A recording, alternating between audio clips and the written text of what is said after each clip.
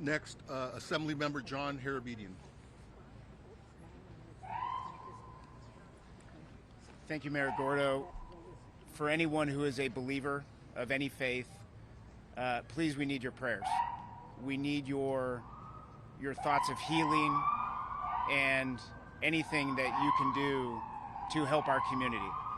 Many of our neighbors, our loved ones, and members throughout our community lost their lives today. And we are with you. We see you, we feel you, and we are going to help you get through this. As part of the state of California, along with our governor, our federal and local officials, our main mission now is to keep people safe, minimize any further devastation, and for those of you who lost your homes, who lost your property, who lost your loved ones, we are going to help you rebuild. We're going to do everything we can to fight for you every day, now, this week, over the next couple months and years, to make sure you get your life back. And that is my promise. That is the promise of everyone behind us. But please, stay diligent. Heed the warnings of our public safety officers, and please stay out of harm's way. Thank you to our men and women on the front lines, our first responders. We are not out of this. It is all hands on deck, and it's going to be a long couple nights still. So thank you to everyone who's helping these efforts, and please pray for us. Next, Superintendent of the Pasadena Unified School District, Dr. Blanco. Good evening, and I want to echo the sentiments that our heart goes out to all of our families, our staff, our employees who have suffered losses during this devastating event. Behind me, you see the power of us, the city, the mayor, the city manager, our leader from the PCC, all came around the school district to help us provide for our families and our students. I saw many of my families here today who have lost their homes along with their staff. Thank you for being here with them, and thank you for supporting them. Our schools are going to remain closed for the rest of the week. We are continuing to assess the damages at our school. Our maintenance and operation team, along with our police department, the sheriffs, and our fire department have been assessing our buildings. Our preliminary assessment results show that the fire has substantially damaged 5 campuses. While most of them are in good condition, we have confirmed these 5 campuses in Altadena. Elliott's Arts Magnet School is damaged. Franklin Elementary, which was closed in 2020, has damage of about 80%. 3 campuses that house other schools have sustained damages: Edison, Loma Alta, and Noyes. Please note this information is preliminary. The fire is not contained, and some of our schools still remain in the path of the fire. We're working together with our city partners to do everything we can to preserve our schools. Our next steps are recovery. We're planning for recovery as we respond to the emergency, as we know our families are dependent on us. Public education is the bedrock of democracy. We learned that in COVID, and we will be here to help our families and our staff get through what is happening in our city. Thank you. We're deeply grateful for everything that you all have done to help and support us. Next, President of Pasadena City College, Dr. Jose Gomez. Hi, I'm Jose A. Gomez, Jose A. Gomez, Gomez. Over the last 24 hours, our hearts have been broken by what has transpired. We have lost our peace. Although Pasadena City College has sustained minor damage, our hearts and our prayers and our thoughts are with our greater community.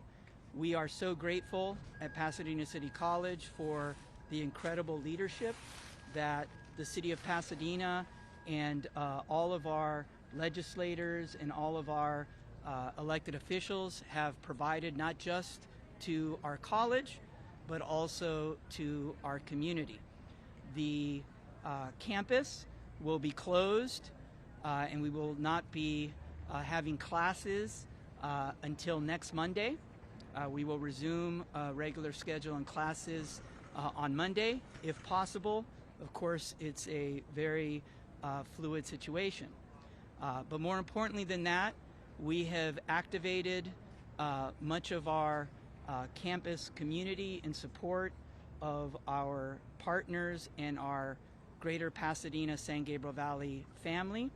Our emergency management response team has been deployed here to the convention center to help the city.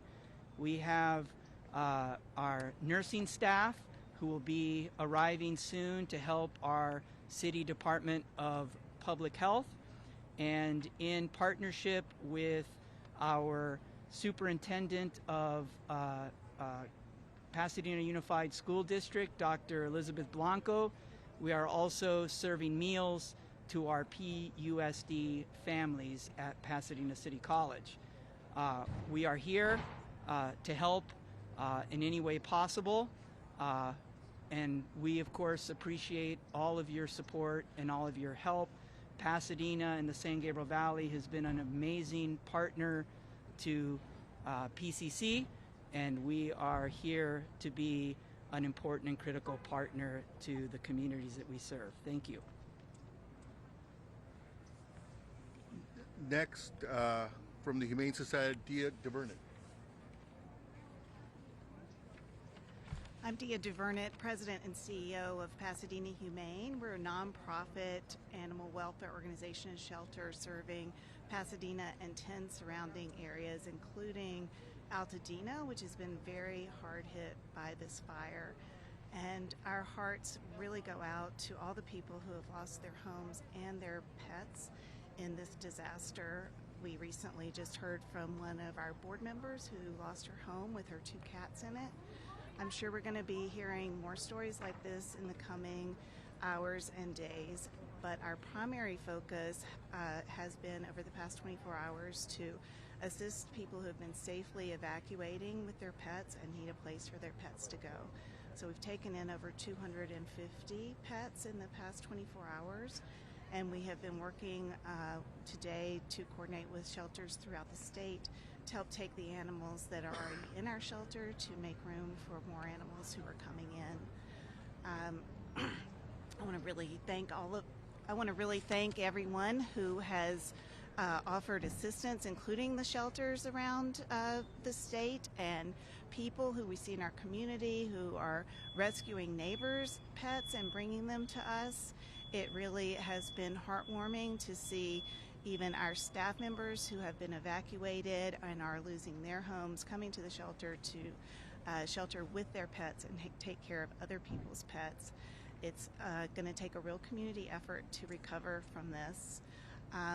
We've had lots of inquiries from people wanting to help. We're taking names of those who would be interested in fostering animals as we get more animals in.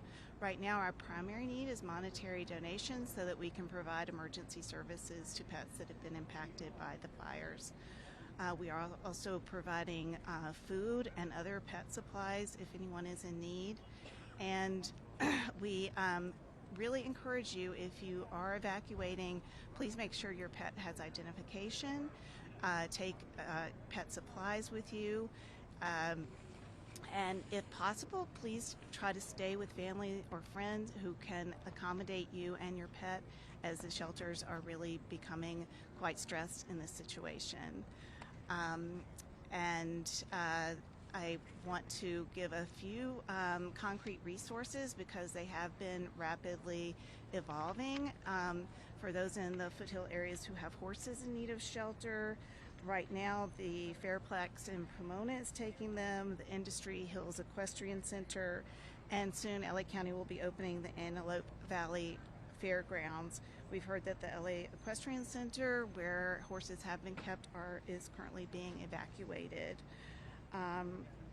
We have recently started to see the first injured animals coming in. We've had a cat and some wildlife coming in If you do find injured wildlife, we'd like you to call our wildlife helpline at 626-344-1129. We're very thankful to our skilled veterinarians who are providing care to these animals, and we'll continue to provide care around the clock to animals in need in our community. Thank you.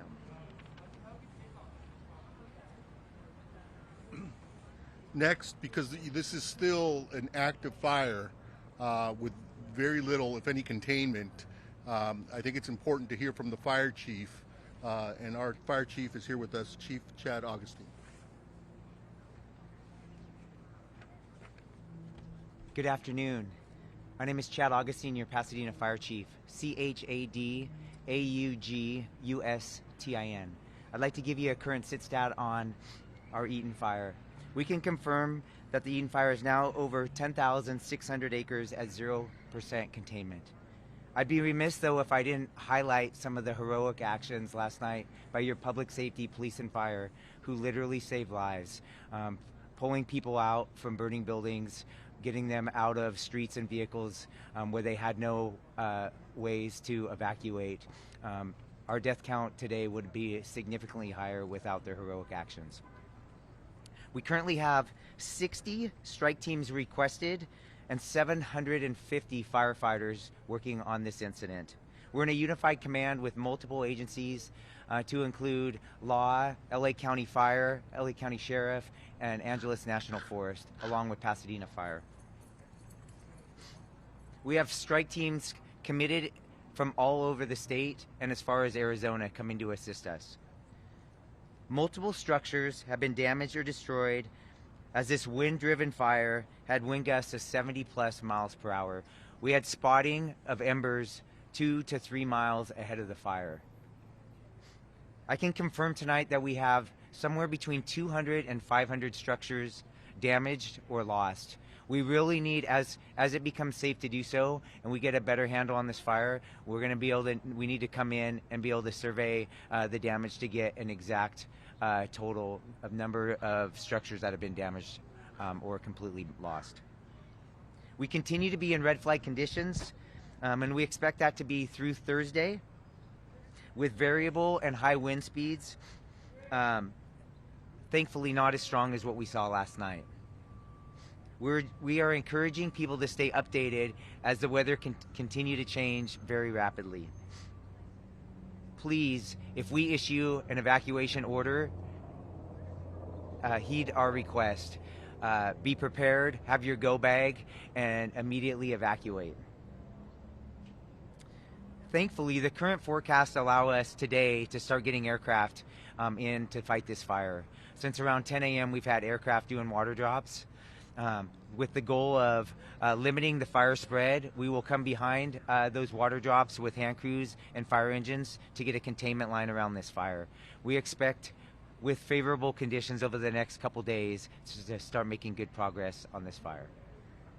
And with that, I'll turn it over to the police chief. Chief, will you take a question on the statistics and the current situation with your firefighters? How are they holding up over the past 22 hours now? Yeah.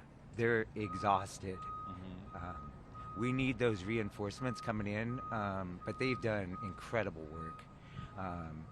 Where they've, an example is crews that fought 15 house fires over a 28-hour period. They didn't save any of them, but they prevented 2 or 3 blocks away from burning down. So great work, not just from your Pasadena fire, but throughout this entire region. And you requested 60 strike teams. What's the status of that? How long before they get here? Great question. So we have multiple strike teams have arrived. We're in the early 15-ish strike teams, and we expect over the next 24 hours we'll be close to 50. Even some of the Arizona strike teams should be here by this evening. Can you talk about resources being stretched? I know that this morning, looking at some of the fires, there were maybe 1 or 2 firefighters on scene only because it appeared not to have the resources that you're going to stretch to in a minute. Can you talk about that? Yeah, sure. I would be kidding all of you if I said we didn't have resources stretched yesterday, right? It's a rarity that you have 2 major brush fires in LA County like we did yesterday with the Eden Fire in the Palisades, let alone the multiple other fires that we saw. So we had an extreme drawdown from with LA County Fire, and they are our biggest partner. Even with their drawdown, they sent us a lot of resources last night, which was really helpful. It's unfortunate with the wind gusts that we had, up to 70-mile-an-hour winds, they had to ground their aircraft last night. But we really relied on all of LA County to bring us resources, and then with the mutual aid requests from up and down the state. Did that answer your question? Thank you. Chief, you said Inside the fire zone, multiple residents have talked about a lack of water pressure or a lack of water at all in trying to fight fires. There's a similar situation in the Palisades, and they said it was due to the amount of water usage at one time. Is this what you were seeing? What was the situation there? We saw it firsthand as well. Why was this the case? And is this going to be a problem for? Yeah, when you have multiple fires, multiple city blocks on fire, with, I'll throw a number out, 100 fire engines flowing water, we are gonna stretch our water system. On top of that, we had a loss of power temporarily, which impacted our water system. But I'll be clear, we could have had much more water with those wind gusts. We were not stopping that fire last night. Those erratic wind gusts were throwing embers for multiple miles ahead of the fire. And that's really what caused the rapid spread of this fire.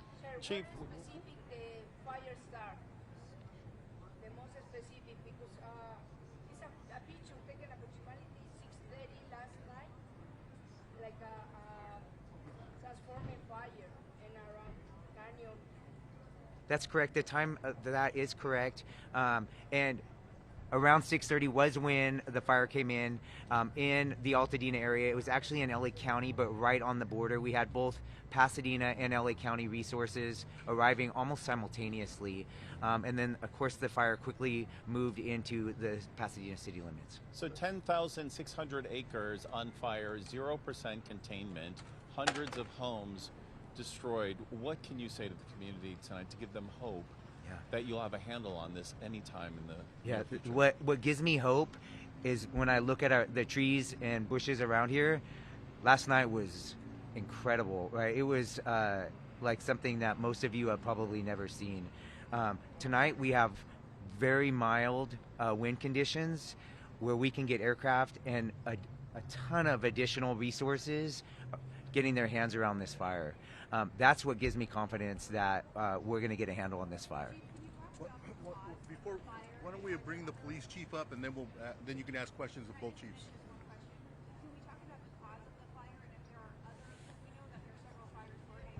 Are any of these connected, does it look like, to maybe arson? The cause, you're going to love my generic answer, but the cause is under investigation, right? We have multiple fire investigators as well as fire and arson investigators from LA County and local resources investigating that. We need to let them do their good work so that we can come up with an accurate cause and origin. We'll ask the chief to stay here for more questions, but in the meantime, because this also involves a public safety situation and neighborhoods that have been evacuated and homes, the message I want to reiterate is don't even think about it. Don't think about coming to loot any of these properties in Pasadena or Altadena, because the Pasadena Police Department, as well as the LA County Sheriff and resources from the state of California, will be out there patrolling and protecting these neighborhoods. With that, I'll turn it over to our police chief, Eugene Harris, to provide you more facts and details. My name is Gene Harris. I am the police chief for the city of Pasadena. Gene is G-E-N-E. Last name is Harris, H-A-R-R-I-S. Last night at the beginning of this incident, first responders from the city of Pasadena responded to the area of this event primarily on a safety mission.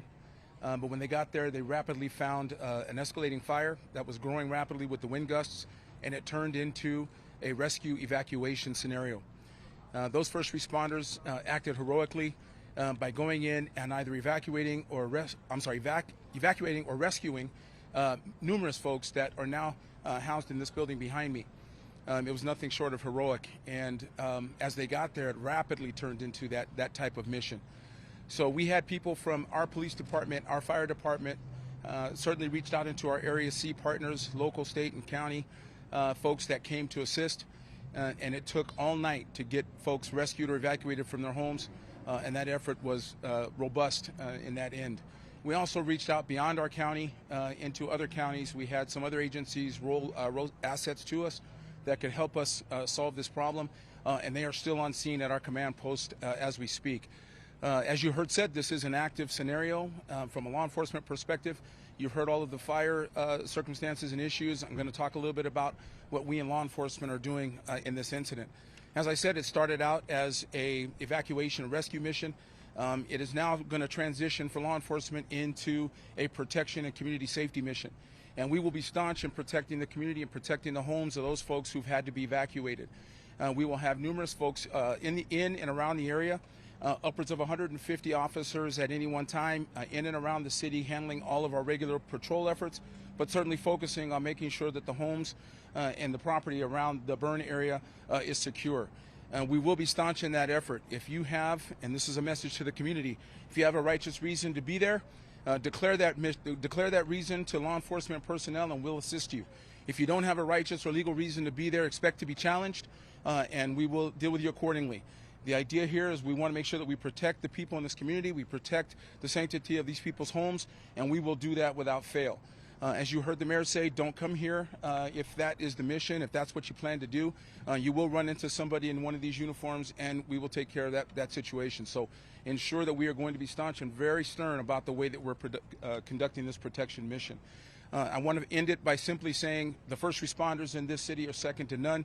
Those partners that responded to help us really stood up, and you've got some really good elements that came out here to support this community and make it safe. So we will have ongoing and sustained operations. There will not be any lessening of operational capability for emergency services. We might find that some of the regular services will be out.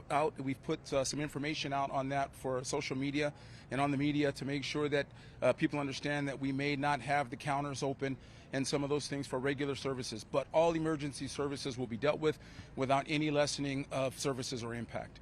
So with that, I'll turn it back over to the mayor. Now we can open it up to questions from any of our speakers that you may have. I can do Spanish now, or we can do one-on-one. We asked the chief about the looting situation. Was instances of looting, did that happen here at the Canyon Fire? I mean, what was the situation here that makes you speak so forcefully about any activities that might happen? Well, the forceful nature of my delivery is really designed to impact what our caring is for this community. It's a community caring mission. We haven't had any incidents of looting, and we don't want any. And so the message is, don't come here if that's what you plan to do. You're going to run into one of us, and we're going to be staunch in that effort. So we haven't had anything yet, but we're trying to expect the unexpected and get in front of these types of things.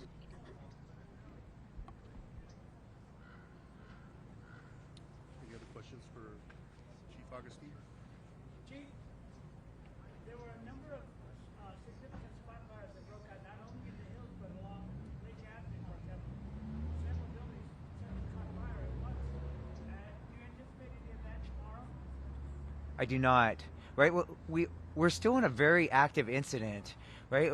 And we have a dynamic fire that has 0% containment. But what caused a lot of last night's issues was the dynamic winds, wind gusts of 70 miles an hour, and very erratic winds. At 2 in the morning, they changed direction heading westward, and we ended up having evacuations all the way to Glendale. So do I expect a risk of fire spread tomorrow? Yes. Do I expect erratic fire weather like we saw last night? No.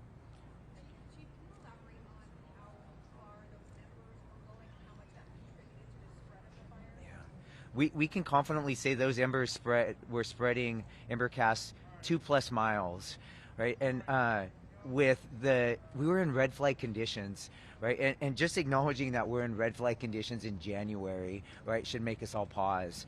And so the humidity was so low last night that a single spark could cause a fire. And then you add in the wind gusts. And when I was driving to the fire last night, there was dozens of fires starting just from the embers that were being thrown blocks, and miles ahead of the fire.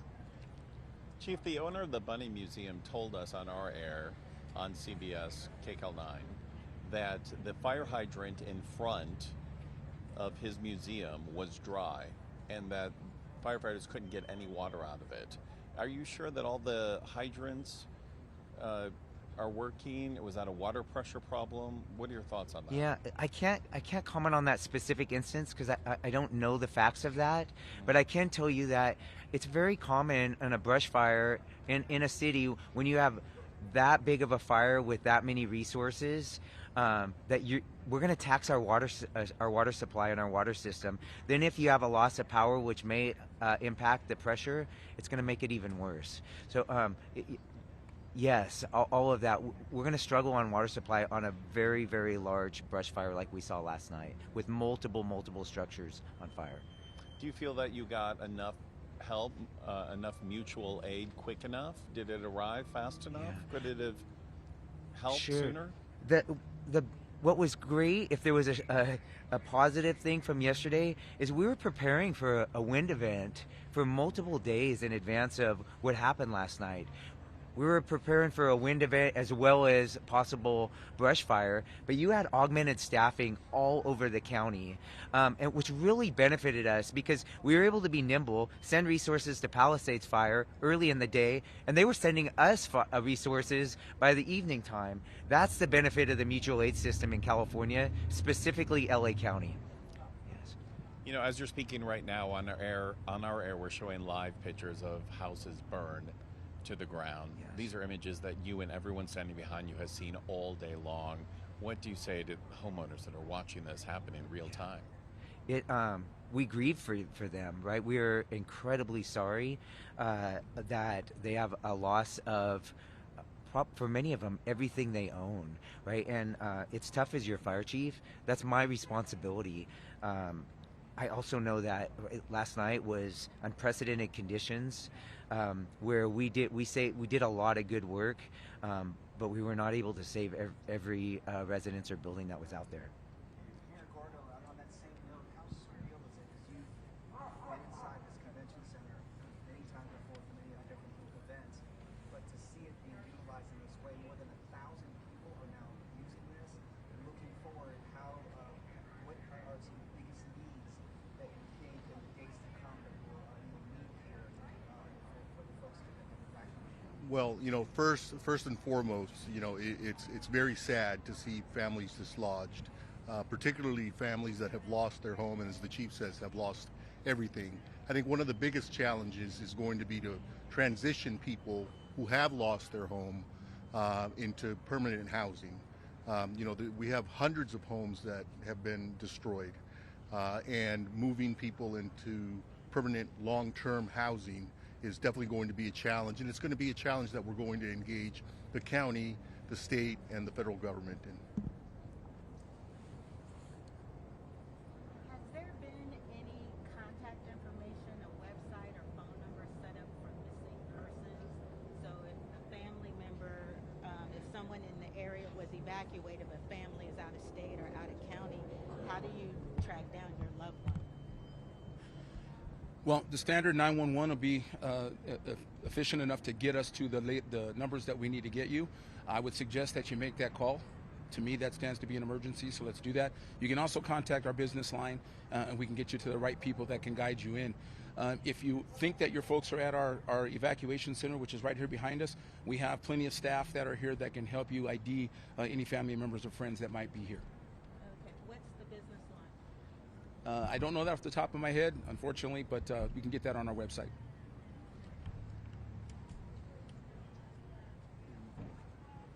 Okay, this again, to all affected residents, know that your city, your county, and other resources are there to help. If you need assistance, please reach out to us. You know, Pasadena and its residents and Altadena, it's a resilient community, and I'm sure that we'll bounce back.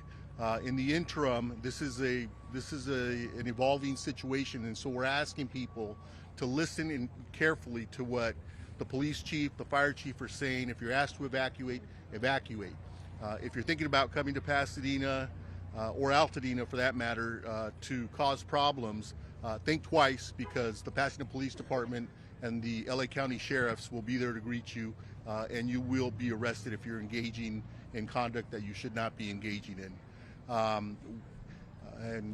With that, that will complete our, unless there are other questions. Thank you.